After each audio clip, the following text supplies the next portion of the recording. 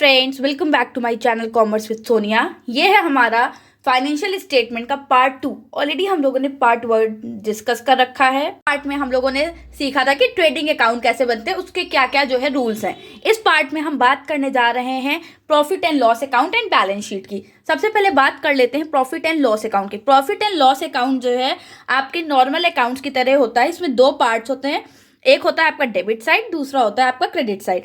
Left hand side आपका debit side होता है, राइट हैंड साइड आपका क्रेडिट साइड होता है। सबसे पहले आता है आपका पर्टिकुलर्स,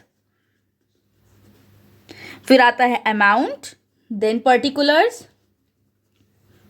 और उसके बाद फिर अमाउंट। ये है आपका फॉर्मेट। इसके बाद हम स्टार्ट करते हैं पूरा प्रॉफिट एंड लॉस का फॉर्मेट। स्टार्टिंग होती है ग्रॉस प्रॉफिट या ग्रॉस लॉस से, जो कि हमने कैलकुलेट किया होता है ट्रेडिंग अकाउंट में। अगर ट्रेडिंग अकाउंट में ग्रॉस प्रॉफिट आया था तो इसका ओपनिंग बैलेंस यानी स्टार्टिंग हम करेंगे ग्रॉस प्रॉफिट से by gross profit brought down लिख के, जो कि ऑलरेडी ट्रेडिंग से हमने कैलकुलेट किया है। और अगर ग्रॉस लॉस आया था तो आप उसे जो है डेबिट साइड लिखेंगे to gross loss brought down. उसके बाद जो है हम सारे जितने भी ऑफिस एक्सपेंसेस होते हैं आपके, वो आप यहाँ लिखेंगे। आपने ऑलरेडी देखा था कि जितने फैक्ट्री एक्सपेंसेस थे वो हमने ट्रेडिंग अकाउंट में लिखे थे, और जितने भी ऑफिस एक्सपेंसेस होते हैं वो आपके प्रॉफिट एंड लॉस अकाउंट में आएंगे। और ऑफिस एक्सपेंस में जैसे कि आपका सैलरीज हो गया, salaries and wages, rent, printing, आप यहाँ पे उसको पूरा डिस्क्राइब्ड फॉर्म में लिख देंगे। उसके बाद आते हैं सेलिंग एंड डिस्ट्रीब्यूशन एक्सपेंसेस। तो जितने भी सेलिंग एंड डिस्ट्रीब्यूशन एक्सपेंसेस हैं वो सारे यहाँ लिखे जाएंगे। सेलिंग एंड डिस्ट्रीब्यूशन आपका आ जाता है जैसे carriage outward, carriage on sale, advertisement, commission, brokerage, bad debts, export duty, ये सारी चीजें आपकी सेलिंग एंड डिस्ट्रीब्यूशन आते हैं। जैसे जैसे ट्रायल बैलेंस में लिखा होगा पूरा आप यहाँ पे उसे नोट करते जाएंगे। फिर आता है आपका मिसलीनियस एक्सपेंस। मिसलीनियस एक्सपेंस का मतलब वो एक्सपेंसेस जो कि आपके अदर एक्सपेंसेस जैसे डिस्काउंट अलाउड हो गया, repair, depreciation, interest, debit side, bank charges, ये जितनी भी चीजें हैं वो सब आपकी यहाँ आ जाएंगी। प्लस आपकी जितनी इनकम्स हैं, आपकी जितनी भी नॉन ऑपरेटिंग इनकम्स हैं वो सब आप यहाँ लिखेंगे। नॉन ऑपरेटिंग में हो जाता है जैसे आपका कमीशन, या फिर हो गया आपका रेंट रिसीव्ड। तो रेंट रिसीव को हम रेंट जो है क्रेडिट भी कहते हैं, या फिर आपका आ गया डिस्काउंट रिसीव्ड, या डिस्काउंट आप उसे कौन सा डिस्काउंट कहते हैं, डिस्काउंट क्रेडिट। ऐसी बहुत सारी चीजें होती हैं, तो वो आप जो है लाइन वाइज यहाँ लिखते जाएंगे। लास्ट में हमें करनी होती है इसकी बैलेंसिंग। बैलेंसिंग के लिए ये ध्यान रखना है, कोई भी अकाउंट बंद होता है तो हम 2 लाइन्स ऐसे ड्रॉ करते हैं, फिर लास्ट एक ऐसे लाइन ड्रॉ कर देते हैं। अगर आपके क्रेडिट साइड का टोटल ज्यादा है और डेबिट साइड का टोटल कम आ रहा है, यानी क्रेडिट में अगर 1 लाख है तो आपके जो है डेबिट में 90,000 है, तो आपका जो है बैलेंसिंग फिगर आ जाएगा net profit. Net profit will be your balancing figure. और अगर आपका डेबिट साइड का टोटल ज्यादा आ रहा है और क्रेडिट साइड का कम है तो आपका आंसर आएगा बाय नेट लॉस। ये यहाँ बैलेंसिंग फिगर हो जाएगा। हमें जो ध्यान रखने वाली बात है वो ये है कि चाहे नेट प्रॉफिट अगर है तो वो बैलेंस शीट में कैपिटल में जाके ऐड हो जाएगा, और अगर नेट लॉस है तो वो बैलेंस शीट में कैपिटल में जाके हम लेस कर देंगे। यानी यहाँ पे जो बैलेंसिंग फिगर्स आ रहे हैं वो अब हम ट्रांसफर करेंगे जाके अपने कैपिटल अकाउंट में। बात जो थोड़ा सा बच्चों में कंफ्यूजन क्रिएट करती है वो ये होती है कि कभी कभी क्या होता है, सिर्फ रेंट लिखा है, उसके आगे कुछ नहीं लिखा, आप सिर्फ रेंट लिखा है तो हम क्या माने, ये हम कहाँ पे लिखें। तो आप ये समझ लीजिए, अगर कोई भी ऐसा एक्सपेंस है जो कि दोनों जगह आ सकता है, जैसे अगर मान लीजिए यहाँ लिखा होता है फैक्ट्री रेंट, तो ये फैक्ट्री में आने वाला था, पर सिर्फ रेंट लिखा है तो वो ऑफिस रेंट हो गया। सिर्फ लिखा है आपका suppose electricity charges,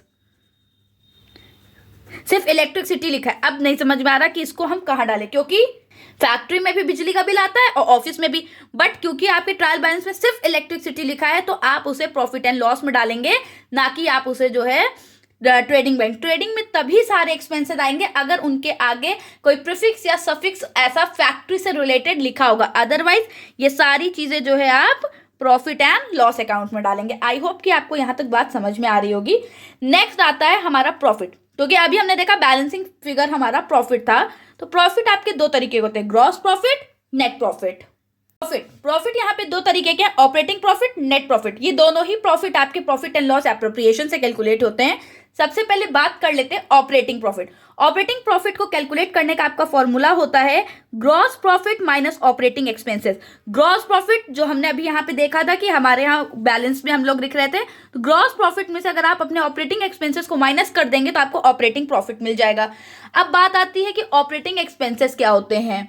operating expenses आपके वो एक्सपेंसेस होते हैं जो कि आपकी जो मेन एक्टिविटी होती है बिजनेस की, या जो आप कह सकते हैं आपकी नॉर्मल बिजनेस एक्टिविटी है, उसमें जो एक्सपेंसेस आ रहे हैं उन्हें हम ऑपरेटिंग एक्सपेंस कहते हैं। जैसे कि अगर मान लो मेरा गारमेंट्स का बिजनेस है, तो जो मेरे गारमेंट को मैन्युफैक्चर करने में जो भी खर्चे आ रहे हैं वो सारे मेरे ऑपरेटिंग एक्सपेंसेस कहलाएंगे।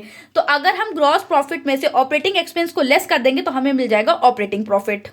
दूसरा आता है हमारा नेट प्रॉफिट। नेट प्रॉफिट को आप कैसे कैलकुलेट करेंगे? नेट प्रॉफिट को कैलकुलेट करने का फॉर्मूला होता है net gross profit plus non operating incomes minus operating expenses minus non operating expenses. इसका मतलब है अगर आप ग्रॉस प्रॉफिट में नॉन ऑपरेटिंग इनकम्स को ऐड कर देंगे और ऑपरेटिंग और नॉन ऑपरेटिंग एक्सपेंसेस को माइनस कर देंगे तो आपको नेट प्रॉफिट मिल जाएगा। अब सबसे बड़ी बात ये आती है कि क्या होती है नॉन ऑपरेटिंग इनकम्स, क्या होती है ऑपरेटिंग एक्सपेंसेस और क्या होते हैं non operating expenses. Non operating incomes वो इनकम्स होती हैं जो कि आपकी बिजनेस एक्टिविटी से हटके, यानी जो देखिए अभी आपने देखा ऑपरेटिंग एक्टिविटी मतलब जिस पे हम बिजनेस करें, उन एक्टिविटीज से हटके जो हमें इनकम्स रिसीव होती हैं वो हम लिखते हैं नॉन ऑपरेटिंग इनकम्स में। जैसे कि आपका आ गया इंटरेस्ट ऑन लोन, आपने कोई लोन दिया था उस पे का कोई इंटरेस्ट है, रेंट है, डिविडेंड है, gain on sale of fixed asset, ये सारी जो इतनी भी इनकम्स है ये नॉन ऑपरेटिंग इनकम्स है। तो ग्रॉस प्रॉफिट में आप इन्हें क्या करेंगे, इन्हें इंक्लूड कर लेंगे और लेस कर देंगे ऑपरेटिंग एक्सपेंसेस। वही ऑपरेटिंग जो भी हमने यहाँ देखे थे, यानी हमारे नॉर्मल कोर्स ऑफ बिजनेस में जितने भी एक्सपेंसेस हो रहे हैं वो ऑपरेटिंग एक्सपेंसेस माइनस कर दे plus non operating expenses. Non operating expense में वो एक्सपेंसेस आ गए जो कि हमारे नॉर्मल कोर्स ऑफ बिजनेस से हटके जितने एक्सपेंसेस थे, हमने कोई लोन ले रखा था उस पर इंटरेस्ट ऑन लोन दिया, चैरिटी दी, डोनेशन दिया, loss on sales of fixed asset है, ऐसा कोई भी एक्सपेंस है तो वो हम इसमें से माइनस कर देंगे तो हमें मिल जाएगा नेट प्रॉफिट। तो थे आपके बेसिक फॉर्मूले ऑपरेटिंग प्रॉफिट के लिए और नेट प्रॉफिट के लिए। अब ऑपरेटिंग प्रॉफिट का एक और नाम है, वो नाम है EBIT, earning before interest and tax. Operating profit का ये एक अनदर नेम है जिसको हम कहते हैं EBIT। EBIT मतलब होता है earning before interest and taxes. Formula तो अभी हम लोगों ने पढ़ा ऑपरेटिंग प्रॉफिट का, वो था कि अगर हमें ग्रॉस प्रॉफिट गिवन है तो हम कैसे ऑपरेटिंग प्रॉफिट निकालेंगे। बट अगर हमें ऑपरेटिंग प्रॉफिट निकालना है और क्वेश्चन में ग्रॉस की जगह नेट प्रॉफिट गिवन है, उस टाइम पे हमें फॉर्मूला लगाना होगा net profit minus non operating incomes plus non operating expenses. ये फॉर्मूला तब यूज करना है जब हमें नेट प्रॉफिट गिवन होगा। अब अगर हमें ग्रॉस प्रॉफिट गिवन है तो हम simple gross profit minus operating expenses वाला फॉर्मूला यूज करेंगे। यहां तक हमने ट्रेडिंग अकाउंट और प्रॉफिट एंड लॉस अकाउंट बना के ये तो देख लिया कि हमारा नेट प्रॉफिट या नेट लॉस क्या था। अब फर्म को ये जानने की जरूरत है कि उसकी फाइनेंशियल पोजीशन क्या है। तो अपनी फाइनेंशियल पोजीशन को जानने के लिए फर्म बनाती है बैलेंस शीट। आपका जो बैलेंस शीट है उससे फर्म जानती है कि उसकी फाइनेंशियल पोजीशन क्या है। और बैलेंस शीट कोई अकाउंट नहीं है, बैलेंस शीट एक स्टेटमेंट होता है। Balance sheet is a statement. ये चीज बहुत ध्यान रखनी होती है। अक्सर MCQs में क्वेश्चन पूछ लिया जाता है कि बैलेंस शीट कोई अकाउंट है या स्टेटमेंट, तो उसका आंसर ये होगा कि बैलेंस शीट जो है वो एक स्टेटमेंट होती है। अब स्टेटमेंट होती है तो उसमें अलग क्या चीज है, उसमें मैं बता रही हूं आपको कि अलग क्या है। स्टेटमेंट होती है तो उसमें कोई भी आपका जो है डेबिट साइड या क्रेडिट साइड नहीं होता है। उसमें जो दो साइड्स आते हैं आपके, वो पहला साइड होता है लाइबिलिटी साइड और दूसरा आपका होता है असेट साइड। यानी यहां डेबिट और क्रेडिट जैसा कुछ भी नहीं होता। आप ऊपर लिखते हैं बैलेंस शीट और यहां लिखा जाता है एज एट, यानी किस ईयर। इसको आप जो है जस्ट बैलेंस शीट के नीचे भी लिख सकते हैं। तो इसमें आपके जो है दो साइड्स आ जाते हैं, liability side and asset side. Left hand side आपकी लाइबिलिटी होती है और राइट हैंड साइड आपका असेट होता है। कोई भी कंफ्यूजन नहीं क्रिएट हो तो ऐसे लिख दे रही हूं मैं। ये आपका लेफ्ट हैंड साइड होता है और ये आपका राइट हैंड साइड होता है।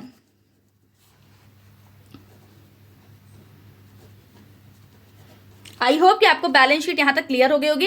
वैसे भी हमारे ऑनलाइन इतने सारी साइट्स हैं, उन्होंने बहुत सारा मिथ क्रिएट कर रखा है कि कॉमर्स वालों को तो खुशी तभी होती है जब उनकी बैलेंस शीट मैच होती है। बैलेंस शीट मैच होने का मतलब है कि जन्नत मिल गई। हाँ, शायद अब आप जो है बैलेंस शीट को समझ जाएंगे और आप पूरा फाइनेंशियल स्टेटमेंट का एक कंप्लीट क्वेश्चन सॉल्व करेंगे तो शायद आपको भी ये चीज फील होने वाली कि यस, बैलेंस शीट का मैच होना कितना ज्यादा इंपॉर्टेंट है। क्योंकि 11th वाले बच्चों को अभी तक ये था कि इतना क्या बैलेंस शीट को जो है इतना बड़ा हुआ बना के रखा है, बैलेंस शीट तो बहुत ही ईजी दिख रही है अभी, जैसे कि आपने देख लिया होगा, बट वो इतनी ईजी नहीं होती है। तो बैलेंस शीट को जो है बनाने का यानी उसको रिकॉर्ड करने के दो तरीके होते हैं। बैलेंस शीट आप जो है दो तरीके से रिकॉर्ड कर सकते हैं। पहला होता है इन ऑर्डर ऑफ लिक्विडिटी, किस तरह से जो है लिक्विडिटी है उसके ऑर्डर में आप कर सकते हैं, या इन ऑर्डर ऑफ परमानेंस।